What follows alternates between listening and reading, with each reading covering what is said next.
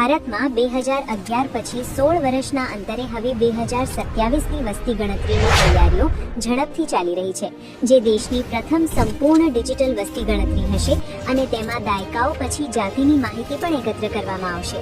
આ મહાકાય કવાયત 2 તબક્કામાં થશે. પહેલો તબક્કો એપ્રિલથી સપ્ટેમ્બર 2026માં ઘરોની યાદી અને આવાસની ગણતરી અને બીજો તબક્કો ફેબ્રુઆરી 2027માં વસ્તી ગણતરી, જેમાં મોબાઈલ એપ અને ઓનલાઈન પોર્ટલ દ્વારા સ્વગણતરીની સુવિધા પણ મળશે.